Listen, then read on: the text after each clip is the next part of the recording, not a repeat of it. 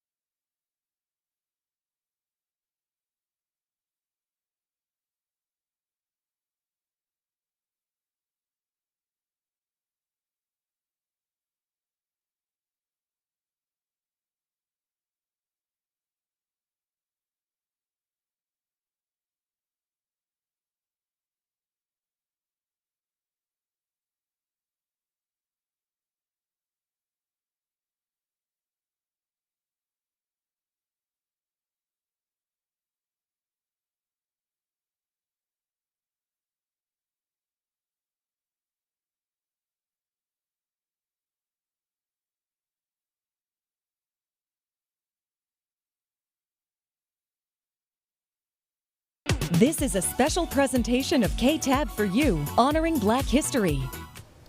Welcome back. Well, Dee, did you know that a former Super Bowl champion got his start right here in Abilene? Yeah, I didn't know that. KTAB's Tyler Henderson sat down with the ACU legend Cleotha Montgomery and has his story of an uphill battle to football royalty. When you pass Anthony Field, walking the Lunsford Trail, or driving down Ambler, you see the black and white banners featuring ACU football greats. The first you'll see is Wilbert Montgomery, a legendary running back for the Purple and White who played 8 seasons in the NFL. However, on the opposite side of the press box hangs a banner of his younger brother, Cleotha. My brother Wilbert was a year ahead of me, and we had made a pact that we was going to go to OU or Nebraska.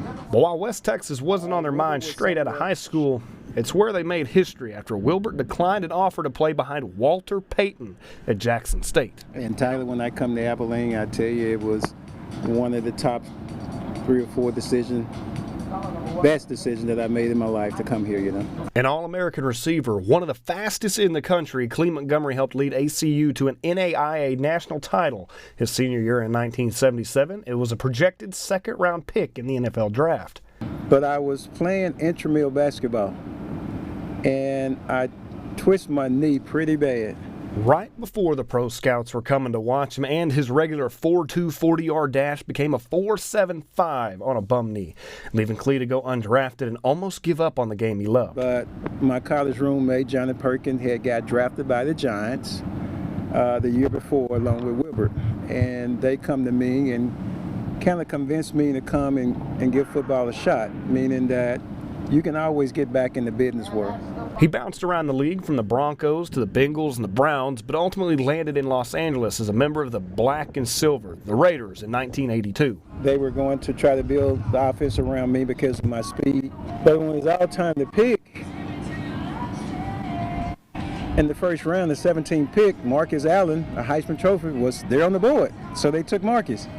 Another hurdle to overcome, bouncing between halfback and receiver, but it paid off in 1984 when the Raiders beat the Redskins 38-9 in Super Bowl 18. I couldn't believe that Nike was going to pay me $35,000 just to wear their gym shoes, the shoes for the game.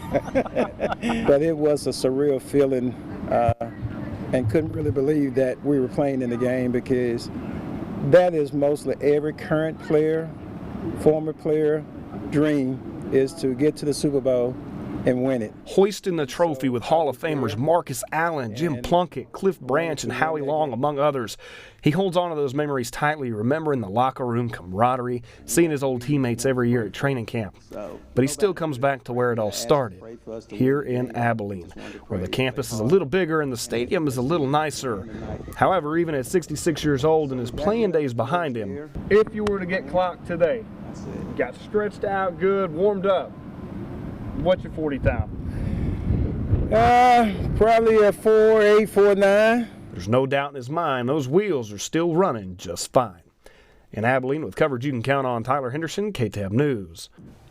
Thanks, Tyler. During his time at ACU, Montgomery notched over 2,100 receiving yards and 18 touchdowns. He later also became a member of the ACU Board of Trustees. Well, I think it was unique, though, this Super Bowl. We had a pretty exciting moment for the black country, the black history with us. You did. Hurts and, Mahomes. I was rooting for the Chiefs. I don't know. I think you had to. Hey, I had to go with my guy, Jalen Hurts, from Alabama, getting to meet him, seeing him up close. Me and him, I got to follow him, man. That's okay, but, Chiefs all the way, they won, so I'm glad about that. I'll give it to them. They got lucky this time. All right, well, coming up on your Honoring Black History special, we meet with owners of Essence of Soul and learn where food and heritage intersect in downtown Abilene.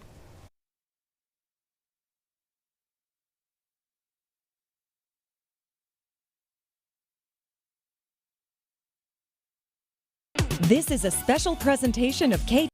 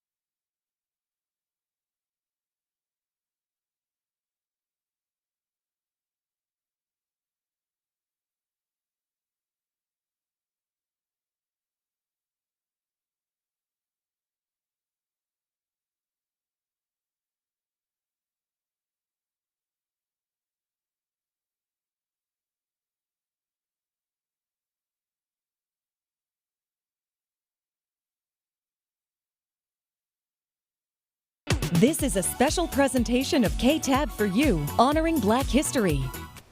Well, welcome back. Now we take a look at food and culture, mainly soul food. D, when I mentioned soul food, what came to mind right there? Oh man, I think about my grandma, how she make, chicken, pork chops, fried fish. It's all in the flavor. Man, the seasons, she got a whole cabinet full of them, man. So definitely a lot of flavor, a lot of ingredients to go into soul food. Well, obviously, these dishes have deep roots for many families. KTAB's Manning Diaz shares what soul food means to one Abilene family in their food truck.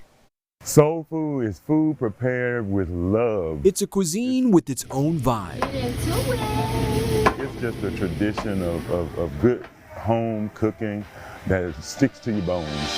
For Dr. Malcolm and Bridget Scott, the food truck essence of soul food outside the Peacock patio came to life similar to the very meaning of soul food. The food connects the soul. So we figured if we came to Abilene and brought a touch of that, then we would connect to the souls of people. Right, y'all see it? We're gonna have shrimp creole tonight. With the Scott's touch, it doesn't take long to figure out what's good on the menu. Seafood gumbo is really popular. The fried catfish is you can't miss it on that. We're also doing chicken wings, which I've heard my husband makes the best wings in Abilene. Wife's mom's homemade 7-Up cake and a homemade pound cake. One lady said she tasted, she said, "Ooh, I feel the butter pulsating in my leg." When it comes to how the flavors of soul food came to be, there's a story to that too. I mean, when we think about, Black History Month, we think about the struggles that African Americans kind of went through. They weren't getting the finer cuts of meats, and so they had to make cuts of meat and the poorer quality cuts of meat taste good. As far as where the taste of this Abilene food truck originates from? My family owned a restaurant in Louisiana. A couple of them, Martha's Bistro and Eight Sisters was the original restaurant in the Felicianas, in West Feliciana Parish, St. Francisville. Several of my aunts have passed away, but many of the recipes were their recipes. People say, oh, well, you can just hire somebody to help you, whatever. These recipes are all from our family heritage. And so we're very possessive of it, and it's all a secret. We can give you a little tidbit about what's going on, but we can't give you the real tidbit, because if we do, we have to kill you. Reporting from North Abilene. Hey, welcome to Essence of Soul. For coverage you can count on, I'm Manny Diaz, KTAB News. Well, I don't know about you, D, but that food, catfish calling my name. Hey, we might have to go, Oh man, we have so much more to come as we continue to honor Black history. Coming up, how the city of Brownwood is celebrating Black History Month in some special ways.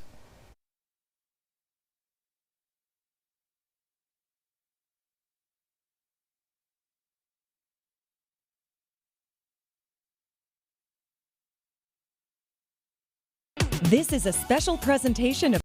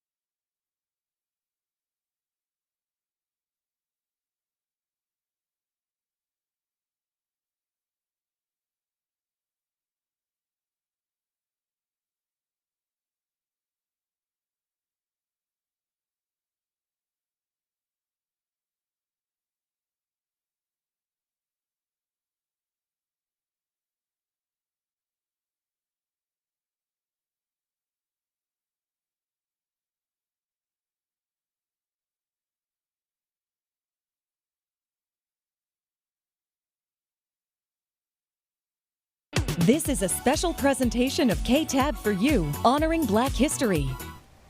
Well, they say there is no greater unity than to understand a world outside yourself. That's an opportunity on display now at Brownwood Art Association. Organizers say this is the first time Brownwood has had an exhibit showcasing the lives and history of Black Americans. KTAD's Noah McKinney gives us a peek into the culture and celebration in the heartland. Lift every voice and sing till earth and heaven. Art is a language, an experience, a memory, a way to relate with each other. The Brownwood Center for the Arts now displaying stories that too often go untold. We grew up here, and to be able to see this happening is a little emotional, but in all the best ways. The association taking a month to focus that celebration on the Black experience, a subject appearing on their walls for the first time, all thanks to one brave soul. One brave soul to step up and say, I think we need a little change. Enter LaCoya Finley. It's actually a very proud moment. A lot of people say it's Black History Month, but it's actually American history. Finley presented the idea last year, and the board jumped behind her. It creates an avenue where we can discuss the Black experience, but also talk about some of those things in history that are difficult to talk about. One wall displaying the photography of association president and Louisiana native Anthony Wren. Things that they hear about but never seen. The architecture of Louisiana and lives lived within. The way he captured the images and stuff, a lot of that really speaks to you. But Black history, like all history, is multifaceted, and for every painful past, a happy memory sits just across the room. Culture, family, and love shining through each piece in the Coretta Scott King exhibit on loan from Abilene's Illustrated Literature Center. Marufo's Beautiful Daughters, I remember reading that in school, and to be able to see that on the wall gave me warm feels. An opportunity for some to learn and some to be reminded that their lives are worth celebrating. To see ourselves in any medium that's available, right? It means a lot. For BigCountryHomepage.com, I'm Noah McKinney. Thank you, Noah. That exhibit continues throughout February. Teach a man to fish and he'll eat for a lifetime. Teach a man to learn and there's no telling what he can achieve. This was the mindset of 3 Brown County men over 100 years ago. Now, though segregation left no opportunity for African American children to receive formal education, these men and women dreamed of a better future. Noah also paid a visit to the Brown County Museum of History, where those stories are being told and in some cases revived. Man, it's been a long time.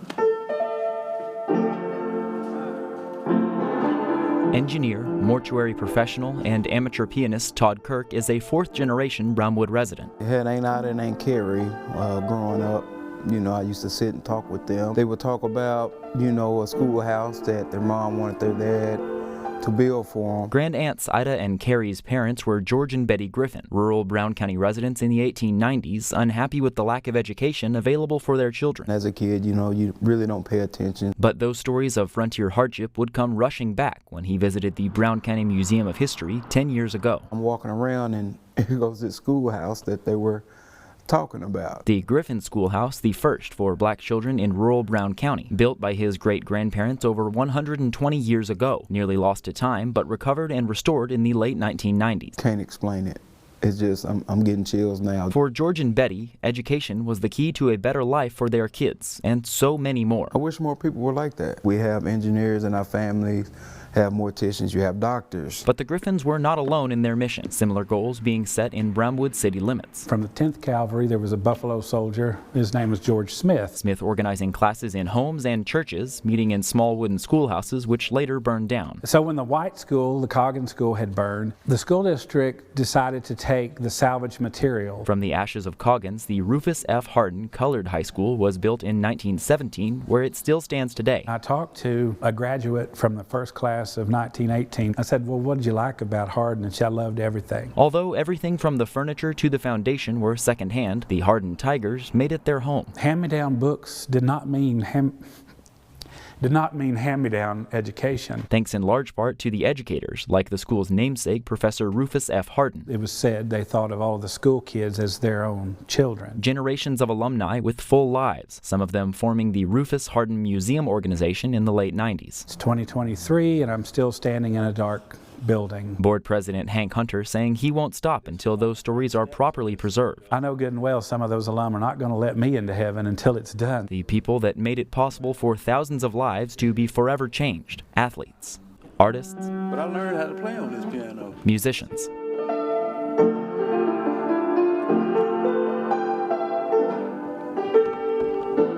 It makes me think, what am I going to do now for my community? Defining lives not by the constraints of their time, but by the strength of their community. This has really opened the book.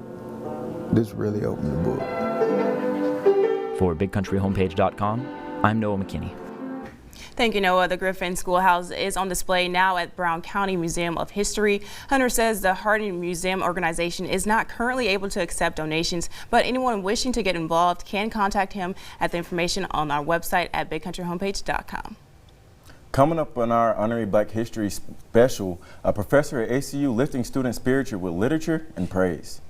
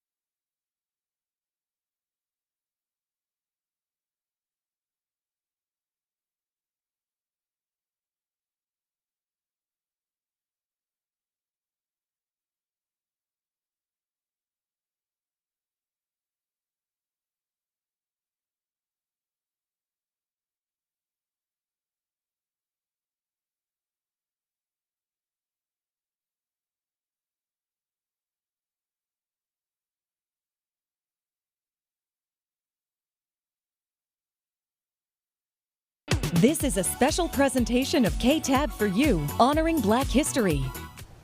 Well, a professor's words in the classroom can change the life of college students in seconds, but how about on the stage as well? KTAB's Tyler Henderson sat down with ACU professor Stephen Moore about his journey through education, racial discrimination, and the center spotlight in chapel.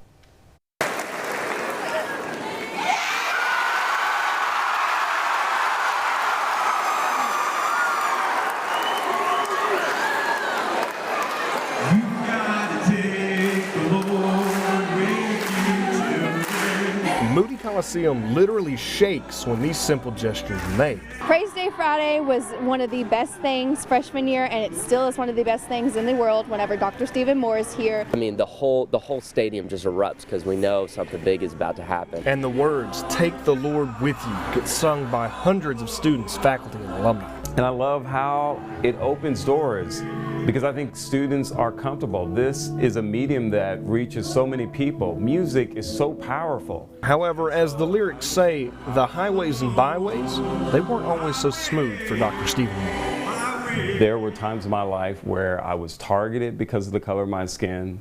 Fighting racial discrimination and profiling growing up, even applying for jobs with his master's in English. They would have the resume in front of them, they would have all of my credentials, but then when I would show up, when they would meet me, when they would meet Stephen Moore, all of a sudden you could tell they had no idea that I was black. And then things changed. For 23 years, he's found a home at ACU and in the classroom. I try to get them to think about what slavery was all about in this country, what the civil rights movement was all about, what race relations are like right now. Using his experiences and love for his students to help them find their own voices. And at the end of the day, I want them to realize that they can do something about the problems of our world. And so when you think about the problems of race, I tell them over and over and over again that you hold the key in changing the world. But when Friday chapels roll around, he uses his own voice, singing the song he made a staple at ACU 23 years ago. No matter where you go, you've got to take God with you. You've got to allow your faith to come out. Carrying a powerful message with hand motions. No matter where I am, I'm going to take the Lord with me. In the street, in your home, on the job, when you're all alone, highways, byways. I love that message. One that makes a crowd of hundreds of different people, races, and backgrounds. Just one body worshiping the God of creation. In Abilene, with coverage you can count on, Tyler Henderson, KTAB News. Thank you, Tyler. That was beautiful. Dr. Moore says in his classroom, he's open to discussions on the topic of racism in America. He believes it's those conversations that can help build a bridge and create a better understanding. Well, thank you all for joining us for this special honoring Black History. I know it was great hosting it for you guys. Yeah, I had fun too. And now I'm hungry though. No, yeah, me too. I'm still thinking about the food. But we had a great time, and I want to say thank you guys so much for joining in. Jeopardy is up next, and come back in half an hour for KTAB News at 5 with Joni and Pete. We'll leave you guys now with sights and sounds of Chapel with Dr. Stephen Moore. Have a great afternoon. Take care, everybody.